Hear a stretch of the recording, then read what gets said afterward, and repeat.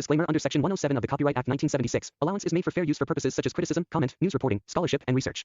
Fair use is a use permitted by copyright statute that might otherwise be infringing. Nonprofit, educational, or personal use tips the balance in favor of fair use.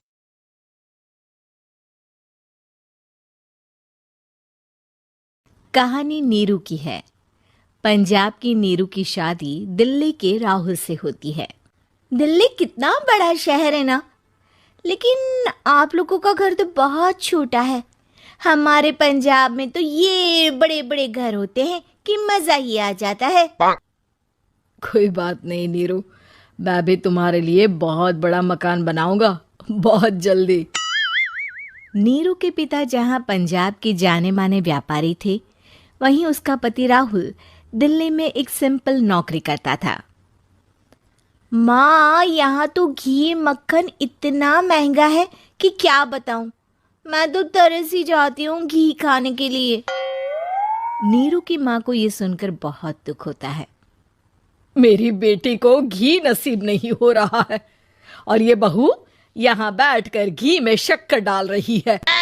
देख वनिता, मैं साफ कह रही हूँ, इस घर में जितना घी आएगा उतना ही मेरी बेटी के घर दिल्ली भी जाएगा। अरे ये क्या बात होती माँ जी? बेटी का उतना ही करो जो अच्छा लगे। अब क्या मायके से घी और मक्खन तक की सप्लाई करोगी आप? हाँ, मेरी बेटी किसी चीज को तरसे मुझसे बर्दाश्त नहीं होता। अब क्या था, नीरू के मायके में 2 किलो घी आता तो 2 किलो दिल्ली जाता नीरू के पास। एक दिन, माँ बड़ी गर्मी पड़ती है दिल्ली में। इस घर में तो एक ही एसी है और वो भी ड्राइंग रूम में। सारा परिवार एक ही कमरे में सोता है। हाँ बेटा, वो तो हर घर की कहानी है। यहाँ भी एक ही एसी है। अरे बिल इतना आता है कि क्या बोलूं। तभी वहाँ राकेश आ जाता है। माँ, थोड़ी देर में यहाँ कुछ प्लम्बर आएंगे मेरे कमरे में एसी लगाने। जरा ध्यान से लगवा देना ना माँ। ओए, ऐसे कैसे तेरे कमरे में एसी लगेगा? हाँ राकेश, एक बार बात तो कर लेता। अरे पापा, वो वनिता को गर्मी में नींद नहीं आती। ड्राइंग रूम में सबके साथ सोने में वो अनकंफर्टेबल है, इसलिए। अरे पूरे परिवार के साथ वहां तेरी बहन नीरू भी तो सोती है। वो नहीं हो रही क्या अनकंफर्टेबल? समझ रहा है ना? अगर एसी लगेगा तो एक दिल्ली में तेरी बहन के कमरे में भी लगेगा, तभी तू लगा सकेगा। राकेश वनिता को सारी बात बताता है। वनिता करती भी क्या, मन मार कर बैठ जाती है। माँ, ये लोग ठीक नहीं है, क्या करूं मैं? अरे बेटी, यहाँ आ जा, तू यहाँ आकर रह ले। अरे छोड़ दे ऐसे पति को। कैसे छोड़ दूं माँ? समाज क्या कहेगा, लोग क्या कहेंगे?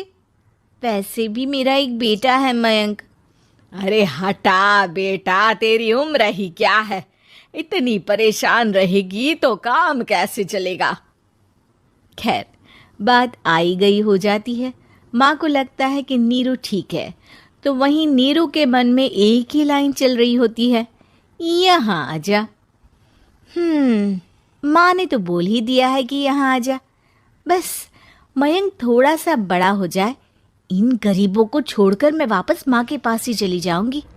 वो इसी सोच में बाजार में चल रही थी कि मैम, आपका दुपट्टा जमीन को छू रहा है। नीरू जैसे ही उस लड़के की तरफ देखती है, देखती ही रह जाती है। हाय रे, कितना सुंदर लड़का है ये। अब क्या हुआ? मैंने कहा आपका दुपट्टा। तो खुद ही उठा कर दे दो ना। लड़का समझ जाता है कि नीरू उस पर फिदा हो चुकी है। वो उससे उसका नंबर लेकर चला जाता है।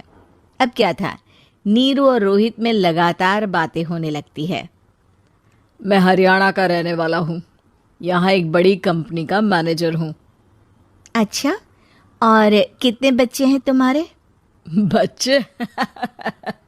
अरे मेरी तो शादी भी नहीं हुई है। तुम बताओ, शादी करोगी?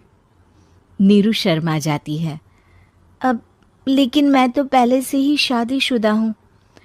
मुझे फर्क नहीं पड़ता, बस तुम शादी कर लो, भाग चलते हैं।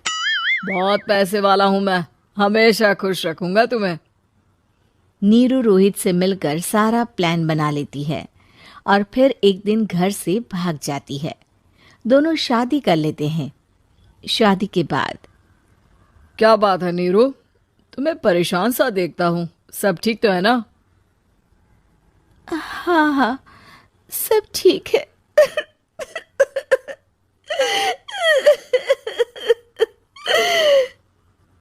ये कहते कहते ही वो रोने लगती है। अरे क्या हो गया, रो क्यों रही हो?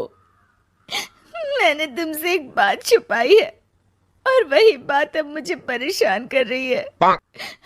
रोहित, मेरा एक बेटा भी है, उसका नाम मयंक है। क्या बात कर रही हो, ये तुमने मुझे पहले क्यों नहीं बताया? देखो नीरू, मेरी माँ को मैंने ये नहीं बताया है कि तुम शादीशुदा हो, बच्चा मैं मैनेज नहीं कर पाऊंगा।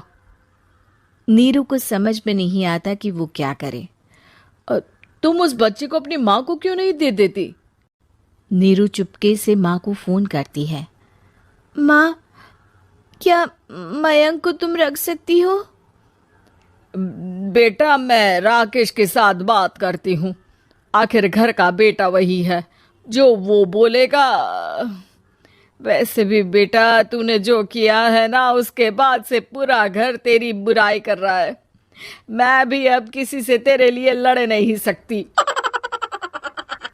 राकेश बेटा, नीरू ने तो जो किया बहुत ही बुरा किया, लेकिन मैं सोच रही थी कि क्यों ना मयंक को हम यहाँ ले आए। तभी वनीता बोल पड़ती है। वाह जी, ऐसे कैसे यहाँ ले आए? यहाँ क्या भंडारा भरा है? और जिस बच्चे की माँ ने नहीं सोचा, उसके लिए हम क्यों सोचे? नीरू को एक बार तो अपने बच्चे के बारे में सोचना चाहिए था ना। अरे लेकिन तेरे पास भी तो लड़का नहीं है ना वनीता। माँ, वनीता ठीक बोल रही है। कल को वो बड़ा होकर इसी घर का हिस्सा मांगेगा तो हम क्या करेंगे? माँ कहती भी तो क्या, वो चुप रह जाती है। वहीं नीरू का पहला पति कहता है। माँ, अगर आज भी वो वापस आ जाए तो मैं उसे माफ कर दूंगा। बेटा, गरीबी चीज ही ऐसी है, क्या करेगा? तू तो अब मयंक का सोच, वो बेचारा तो बिना माँ का हो गया। मयंक के खातिर तू दूसरी शादी कर ले बेटा। लोगों के लाख समझाने के बाद नीरू के पहले पति की शादी रिद्धि से हो जाती है, जिसके पहले पति से 2 बच्चे होते हैं। देखो जी, मैंने शादी सिर्फ बच्चे के खातिर की है। मैंने भी शादी सिर्फ बच्चों के खातिर की है। वहीं नीरू के दूसरे पति के मन में ये बात घर कर जाती है कि नीरू एक मासूम बच्चे को उसके खातिर छोड़ कर आई है। अब देखो नीरू, मुझे लगता है कि जो औरत अपनी कोख का बच्चा छोड़ सकती है, वो तो कुछ भी कर सकती है।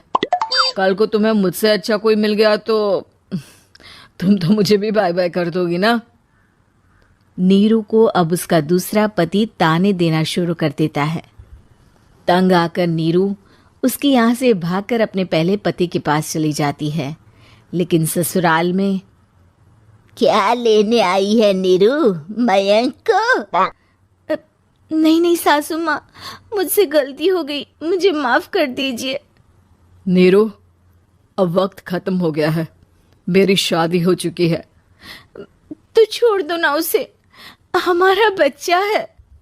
मैं आपको अपनी माँ नहीं मानता, मेरी नहीं मान तो बात अच्छी है। नीरू मयंक की बात सुनकर समझ जाती है कि उसके पास अब ना आसमान रहा ना ही जमीन। उम्मीद है कि आपको हमारी ये कहानी पसंद आई होगी। कृपया हमारे चैनल को सब्सक्राइब करें और सभी अपडेट्स के लिए बेल आइकन जरूर क्लिक करें। और हाँ, वीडियो लाइक और शेयर करना मत भूलिएगा। Bye bye.